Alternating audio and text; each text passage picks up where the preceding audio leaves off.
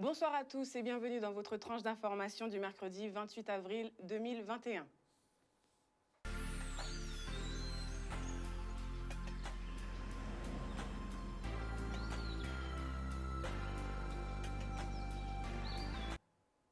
Les titres de votre journal du soir.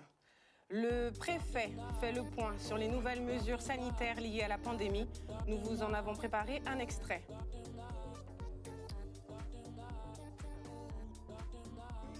À Saint-François, les travaux de réparation de canalisations endommagées ont débuté ce matin en présence du président du SIAG. À Sainte-Anne, le syndicat intercommunal de protection des plages intervient pour valoriser la sargasse échouée.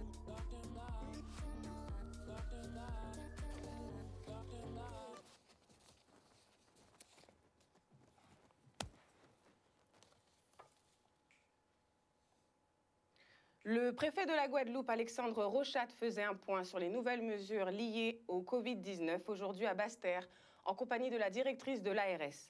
Dans les grandes lignes, il était question des nouvelles conditions de déplacement sur terre, maritime et aérien. Nous vous proposons de découvrir l'intégralité de la conférence sur nos réseaux sociaux en replay. Autrement, en voici un extrait. Reportage signé Olivier Félix.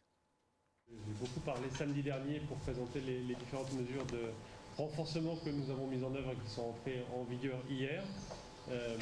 Ces mesures sont rentrées en place et donc depuis hier matin, on a pu constater un certain nombre d'évolutions sur les trafics routiers qui montrent qu'il y a une diminution de l'activité. Je pense que tout le monde a compris.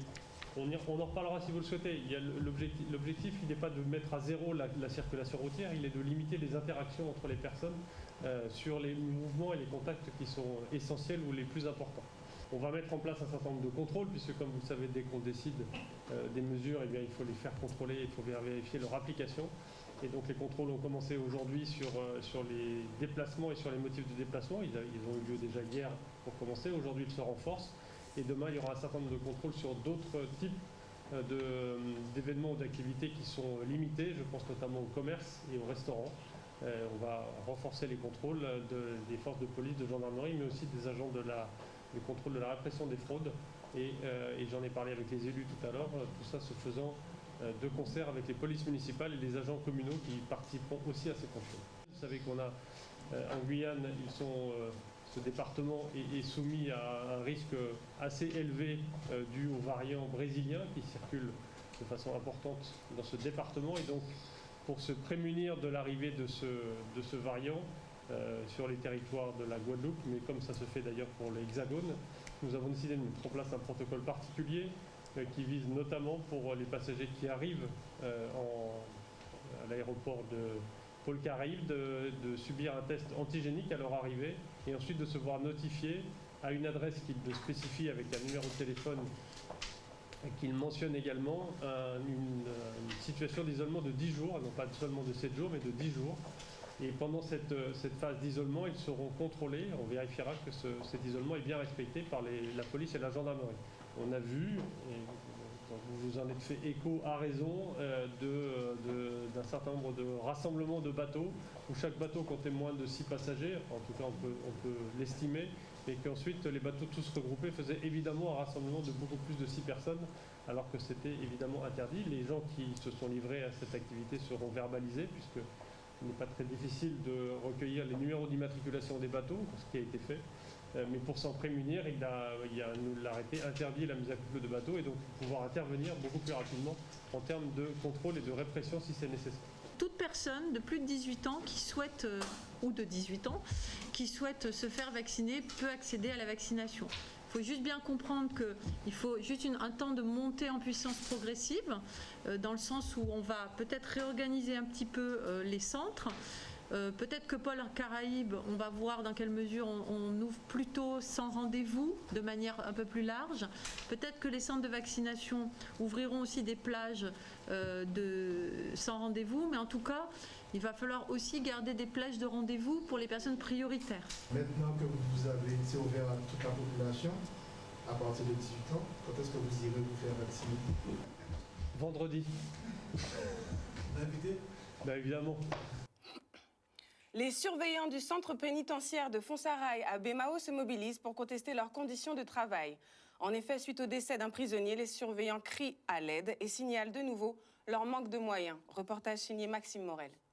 Depuis 2 semaines, au tribunal aux assises, se déroule une audience. Un détenu qui a été tué en cellule par 7 autres détenus. Nous sommes outrés du déroulement de ce procès, puisque l'avocat de la défense a chargé nos 8 collègues qui sont passés au tribunal en tant que témoins, je dis bien en tant que témoins, et se sont retrouvés au tribunal avec des questions où on laisse entendre que les surveillants étaient d'accord pour ça, étaient d'accord, ils ont entendu, ils n'ont rien fait. Et ça, nous ne pouvons pas l'entendre. Nous faisons un travail qui est déjà assez difficile. Et quand on entend à la radio un journaliste nous dénigrer en disant que comme les 3 petits cochons, les surveillants n'ont rien vu, n'ont rien entendu, nous ne pouvons pas laisser passer ça. Si c'est arrivé que le détenu a été tué en cellule, c'est par manque de moyens, tout simplement. Nous tenons vraiment à rappeler que l'administration doit prendre ses responsabilités dans cette affaire et que tant que nous n'aurons pas un quartier arrivant pour pouvoir isoler des détenus, ces genres de situations vont se reproduire. Nous réclamons depuis des années la création d'un quartier arrivant pour pouvoir travailler dans les meilleures conditions. Nous ne pouvons pas supporter, que notre métier soit jeté en pâture comme ça, que ce soit par les avocats et par les journalistes. Nous demandons du respect parce que nous faisons un métier qui est très très difficile. Et ce n'est pas toujours simple de pouvoir, quand un détenu rentre en prison, de pouvoir, avec une prison en supervision carcérale, de pouvoir le loger dans les meilleures conditions. Voilà, donc nous demandons à l'administration aussi de prendre ses responsabilités et de créer le plus rapidement possible un vrai quartier arrivant pour qu'on puisse travailler dans les meilleures conditions. La direction, qui est notre directeur, qui est sous les ordres de la direction interrégionale qui se trouve à Paris, ils font la sourde oreille. Ça veut dire que personne ne prend en compte la difficulté. Quand un détenu arrive en prison, en Guadeloupe, personne ne prend en compte la difficulté de le pouvoir le mettre en cellule dans des bonnes conditions. Et ça, c'est inacceptable. Donc nous disons qu'à un certain moment, nous devoir prendre nos responsabilités en tant que syndicalistes. Comme d'habitude, la CGT toujours en tête pour pouvoir bloquer l'établissement. Nous allons commencer à prendre des mesures fortes parce que ça ne peut pas continuer. Parce que dans cette affaire, ils ont mis en avant uniquement en voulant dire que les surveillants n'ont pas fait leur travail. Mais comment voulez-vous faire votre travail si vous n'avez pas des conditions, si vous n'avez pas des outils pour travailler correctement? Depuis plusieurs jours, la commune de Saint-François souffre d'une coupure d'eau due à une rupture de canalisation. Les travaux opérés par le SIAG ont commencé ce matin. Écoutez l'interview du président du SIAG, Ferdi Louisi, au micro d'Olivier Félix. Il y a une fuite importante sur le FIDER. Ça fait à peu près 4 à 5 jours qu'il n'y avait pas d'eau sur toutes ces sections de Saint-François. Et on a dû faire des recherches pour parvenir dans ce champ de canne, dans toute cette zone agricole, à trouver la fuite. Donc ça a beaucoup pénalisé la population. Donc les points d'eau, les réservoirs n'étaient pas alimentés, que ce soit pour Mai ou Saint-Jacques. Et aujourd'hui, après plusieurs jours de recherche, on a réussi à localiser ces 2 fuites importantes sous le FIDER qui sort de Bellocado et qui permet d'alimenter toutes ces sections de Saint-François. Le tour à la normale devrait se faire à partir de ce soir puisque les travaux sont engagés pour toute la journée et il devrait y avoir des améliorations dès ce soir. Voilà. On a déjà amélioré sous le réseau de Mai en faisant jouer la solidarité sur Sainte-Anne en déviant un peu d'eau. Donc on a déjà reconstitué le réservoir de Mai et aujourd'hui on termine ces travaux pour pouvoir alimenter toutes les sections de Saint-Jacques, Pont-Biré, voilà, que vous avez sur le secteur de Saint-François. Alors ce que je dis à la population, c'est que c'est vrai que c'est pas facile, mais il n'est pas évident non plus sur des FIDER, sur des kilomètres comme ça, de pouvoir trouver à un moment donné des fuites. Donc je remercie le travail des agents du SIAG qui ont été très mobilisés pendant tous ces jours. C'est pas par la chance, puisque c'est quand même un travail technique important qui est fait pour nous permettre de ramener l'eau au niveau des habitants de Saint-François. Les artisans fleuristes sont considérés comme des commerces essentiels durant cette nouvelle période de confinement. Micheline Elfenor, présidente des syndicats de fleuristes en Guadeloupe, nous explique cela au micro de Charlie Dagonia. La fleur, elle a sa place dans la vie de tous les jours de tout un chacun. Elle est présente de la naissance jusqu'au dernier adieu. Donc, commerce essentiel, c'est important. C'est une bataille qui a été menée par la Fédération nationale on a obtenu gain de cause et pour nous, c'est une grande joie. Je tiens à assurer l'ensemble de la clientèle que toutes les fleuristes sont ouvertes et sont prêtes à les recevoir, les accueillir, bien entendu en respectant les mesures des gestes barrières. Mais nous sommes tous présents dans nos boutiques en fonction de nos horaires habituels, bien entendu. L'ensemble des fleuristes de l'organisation professionnelle ont commandé du muguet. On aura du muguet, donc les petites clochettes seront là. Donc nous invitons notre aimable clientèle à bien vouloir passer leur commande et aussi à venir récupérer sur place tout en respectant, comme je le précise encore, les mesures des gestes barrières. Nous sommes des fleuristes essentiels. Nous devons le montrer, le prouver et dire qu'on est là, on va se battre et puis on survaincra cette crise sanitaire. Ce matin, en complément, nos équipes se sont rendues sur le terrain afin de poser la question à la population. Que pensez-vous des fermetures des commerces considérés comme non essentiels? Écoutons les réponses au micro de Maxime Morel. Pour les petits commerçants, je trouve que c'est pas juste. Bon, vous savez, les commerces, c'est injuste ça. Tout le monde doit manger. Tout le monde doit manger. Il ne faut pas fermer par là, ouvrir par là, fermer par là. C'est les petits qui ressentent la mal dans ça. Ça dépend. Moi, je ne trouve pas ça très juste. Par exemple, les coiffeurs ont le droit d'ouvrir. Et il y a d'autres, par exemple, les esthéticiennes, c'est à peu près les mêmes fonctions. Donc, je ne trouve pas ça très juste.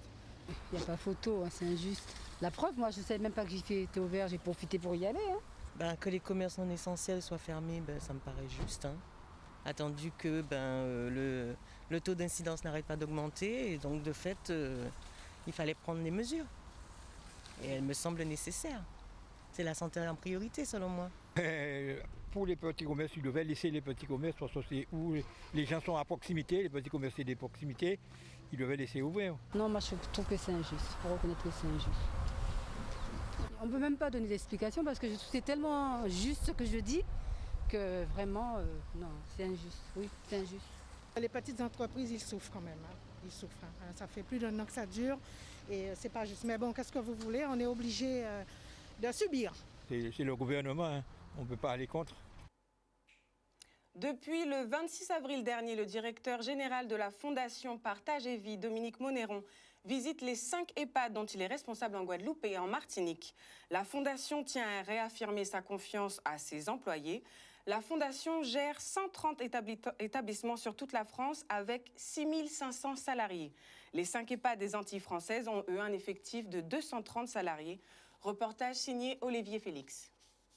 La santé de nos établissements est bonne, la santé de nos résidents d'abord est bonne, c'est le plus important. Nous avons traversé cette crise épidémique en évitant, en particulier aux Antilles, les drames humains qu'elle a pu représenter ailleurs.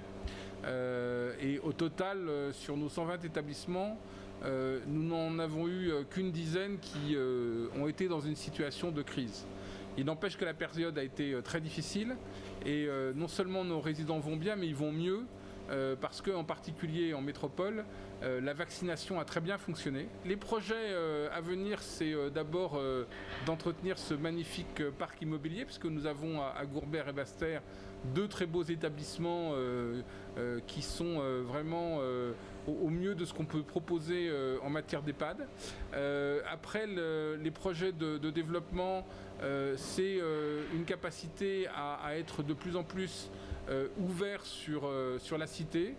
J'ai rencontré la mairie de Gourbert hier pour en discuter. On en a discuté tout à l'heure également avec les services du département. Il est très important que, d'une part, les EHPAD s'ouvrent vers l'extérieur, qu'on puisse en sortir, qu'on puisse avoir des activités à l'extérieur. Je viens d'avoir une discussion avec le président du club des nageurs de la région de Basse-Terre.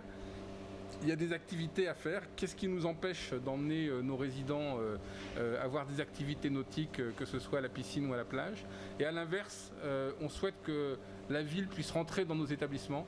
Et donc, si un jour on peut proposer de venir boire un café dans nos établissements, ça fait partie des projets d'insertion de nos établissements dans la vie quotidienne qui nous tiennent à cœur. Le syndicat intercommunal de protection des sites et des plages mène des opérations de ramassage de sargasses sur les plages de la commune de Sainte-Anne. L'objectif final du CIP, c'est d'utiliser l'algue brune comme matière première revalorisée. Plus de détails avec le reportage signé Charlie Dagonia. Le CIPS, syndicat intercommunal pour la valorisation des sites et des plages. Donc on travaille en direction pour protéger, préserver nos plages. Et avec l'échouement des sargasses, depuis 3 ans, 4 ans, en lien avec la région et avec l'ADEME pour le compte de l'État, il y a la mission sargasses. Et le CIPS a un conseiller technique, mission sargasses, qui est là en appui aux collectivités, sur des conseils techniques, sur des conseils des choix du matériel à acheter, sur des conseils action-formation des agents qui travaillent sur ces problématiques-là dans les collectivités. Voilà, donc on est là. Et puis aussi pour regarder, parce qu'on va reprendre la convention avec l'ADEME et avec la région, en lien avec la préfecture, on termine au mois de juin.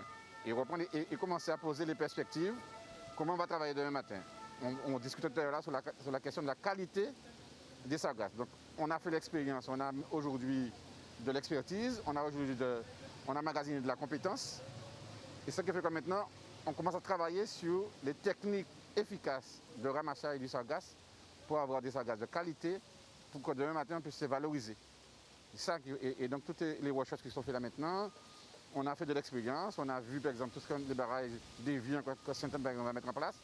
L'idée que c'est derrière, premièrement, ça protège nos plages et qu'en même temps aussi, on puisse récupérer ces sargasses pour faire de la transformation, mais un travail de qualité. Le syndicat est venu voir, d'abord faire un état des lieux, voir exactement, parce que toutes les plages ne sont pas les mêmes. Et en fonction de ça, pouvoir l'adapter. Bien évidemment, il y a aussi la valorisation même des sargasses. Je crois qu'il y a un travail qui est fait dessus. Et donc c'est tout ceci qui converge aujourd'hui entre les efforts de la municipalité, comme vous avez pu le voir, mais aussi l'accompagnement du CIPS. Donc c'est pourquoi nous avons cette mutualisation, cette symbiose. Et bien évidemment, on ne peut pas prendre les bonnes décisions si on ne se déplace pas sur le terrain d'une part, et d'autre part si on n'est pas en contact avec les acteurs. Et donc nous sommes des acteurs, différents acteurs, nous avons des responsabilités différentes. Mais l'important, l'objectif, c'est de pouvoir préserver et valoriser nos plages. Et bien évidemment, contre un phénomène sargasse, sur lequel aussi nous devons encore travailler pour qu'il n'y ait pas de nuisance, que ce soit olfactive, mais bien au contraire, peut-être voir comment cela peut avoir aussi une rentabilité économique. Voilà tout pour cette tranche d'information de ce mercredi 28 avril 2021. Je vous remercie pour votre fidélité et vous donne rendez-vous demain soir à la même heure, 18h30, pour votre nouvelle édition de la tranche d'information sur Canal 10. Excellente soirée à tous.